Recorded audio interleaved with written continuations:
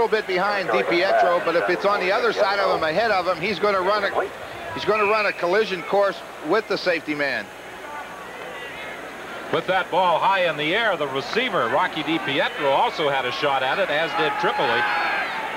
It will be 2nd and 10 from the 22 of the Argos.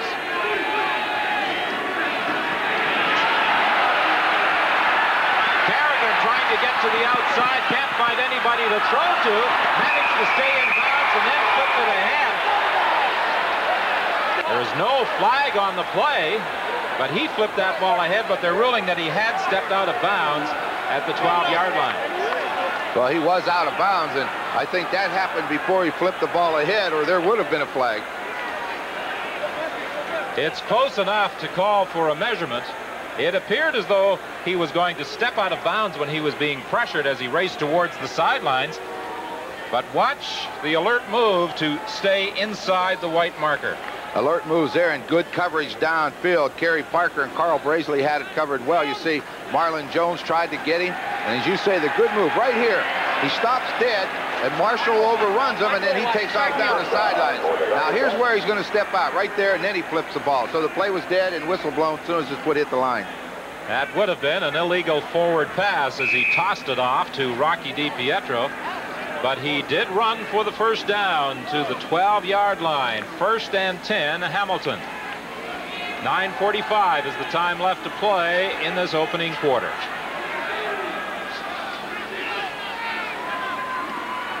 Swinging it to Walter Bender. Bender broke Marshall, the linebacker, initially.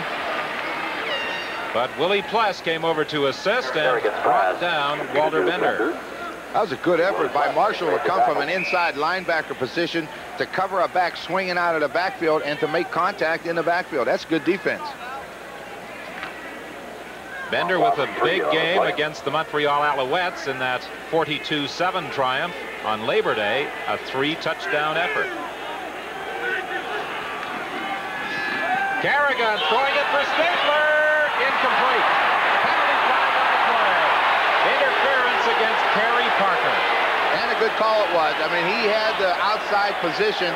Parker was running, not looking back at the football, and just ran right into Stapler. Stapler adjusted the ball, Parker didn't.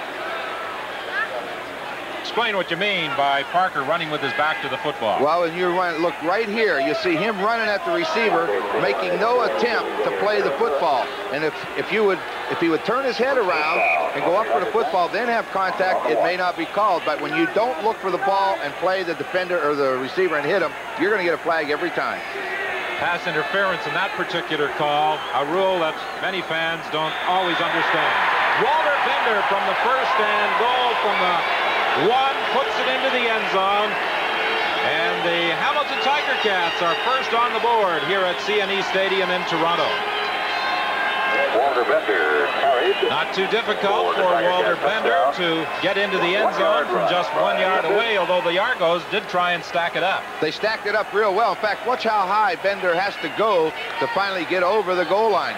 They got the linebackers up high, and you even see Cliff Hewitt, a safety man, jumping real high, trying to make contact. So they knew he was going over the top, but they just couldn't stop him.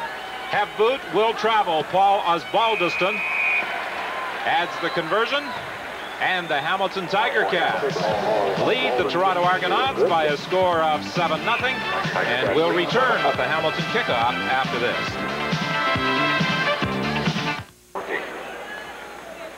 What is interesting about this touchdown by Walter Bender is that, surprising as it may seem with some of the great runners that they have had in Hamilton, Cookie Gilchrist and Jerry McDougall, that ties the team record for touchdowns in one season.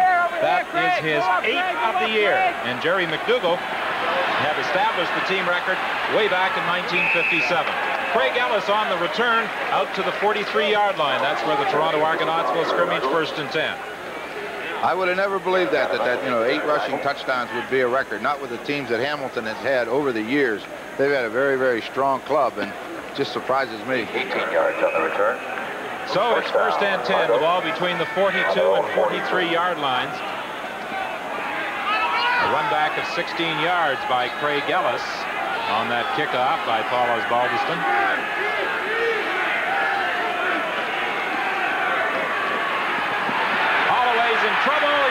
chance to throw. Frank Robinson makes the sack. And I'm sure he's savoring that one because he started the year with the Toronto Argonauts. You always like to play good against those guys that let you go. And this is a very, very strong defense, and we saw why. That front four right there collapsed the pocket. Frank Robinson came on a blitz from the inside as a linebacker, and they get excellent coverage by these guys downfield. So that's why they lead the league in interceptions and sacks. They work well as a unit. Second and 14. Pass is complete to Paul Pearson. He'll be close enough to a first down to call for a measurement. Ben Zambiazzi and Howard Fields made the stop on Paul Pearson. Well, we said Paul's coming back after a hamstring problem, and Paul does have the ability to get open, and he's been such a key receiver for him over the years that you never will fail when you have problems. Go to the veteran, and he is the veteran. He knows what to do and where to find the hole. That much short of a first down, and with the ball at the 52-yard line, I think it's fairly safe to assume that the Argos will go for it. Ben Zambiazzi looking to the bench for a defensive call. Well, when you see them show that there, what is it, about 1.5 inches or 2 inches, the only signal you should get from the sideline is don't let them throw it deep. Let them have the first down. You should never stop it, but don't let them pull a trick on you. Chris Woods goes wide to the right. Joyner comes out to the left. Holloway will keep, and he will get the first down. Won't have it by much, but it is almost certainly a Toronto first down on the quarterback sneak. 7:06 is the time remaining in the opening quarter. 7-0. The Ticats lead the Argos. He just made it. I was looking down there. I was thinking they're liable to measure this again. It should never be that close. But you only have 2 inches. Should never be close. So it's first and 10 for Toronto. The ball is at the 53-yard line.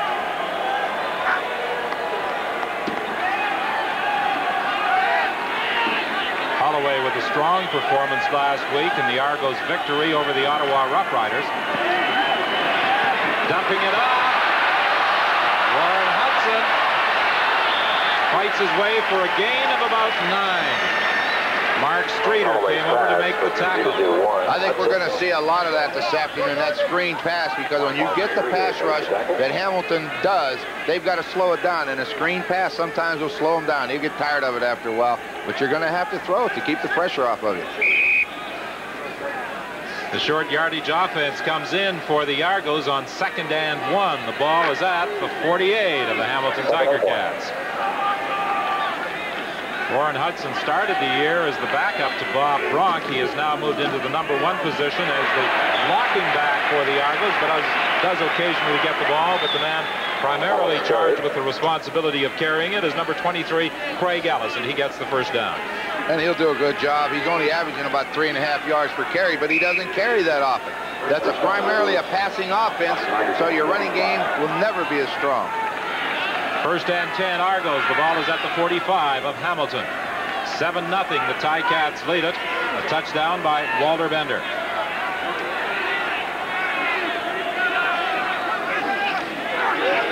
The fake to Ellis. Holloway with time. It's intercepted by Frank Robinson.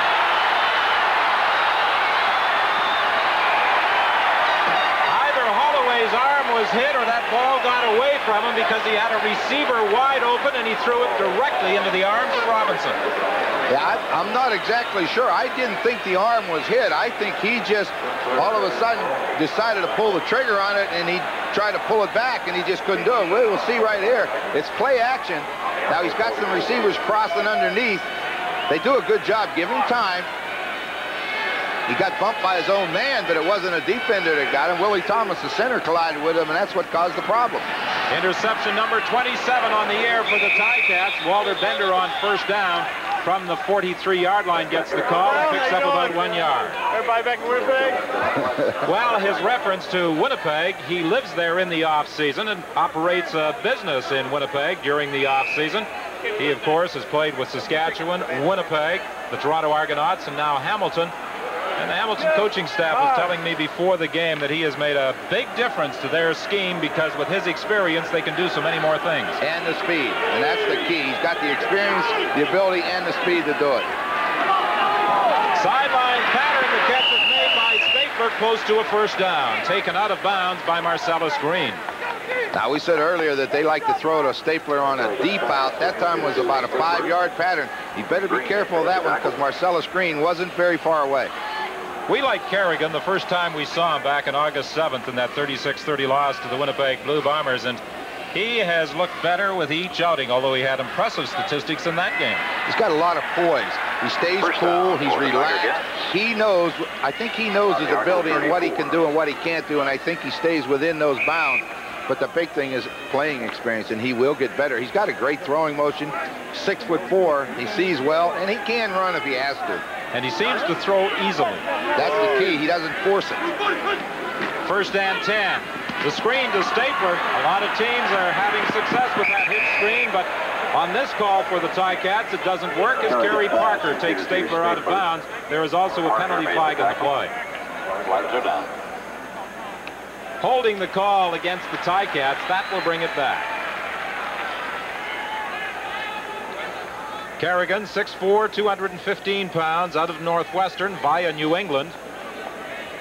He was with the Ticats during training camp, and when Ken Hobart struggled through the first part of the season, they didn't hesitate in going to Kerrigan. Holding, Hamilton number 23, first down over. Rocky DiPietro guilty of that holding call.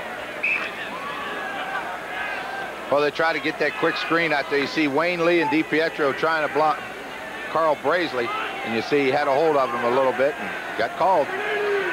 So it's first and 20. The ball back at the 44-yard line. Draw play with Walter Bendler, and Doug Nicholas is there to stop him immediately, and there's also penalty flag as there is some pushing long after the whistle, and as a matter of fact, they continue pushing and shoving.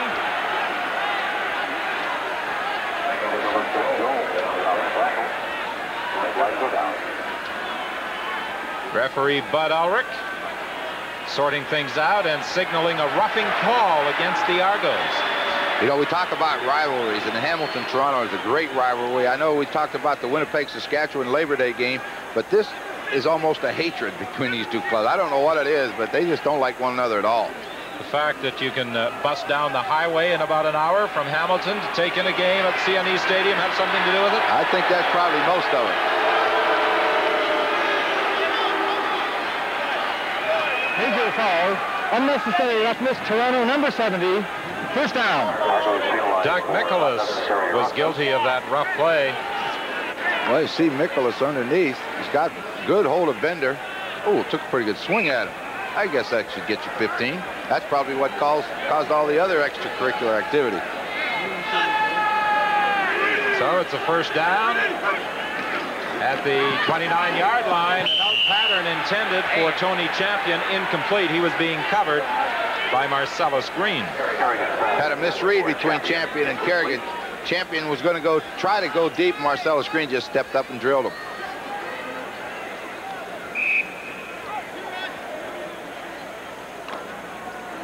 Kerrigan doing a pretty good job this afternoon, missing on only 2 attempts, including that most recent throw aimed in the direction of Tony Champion. It's second and 10 from the 29.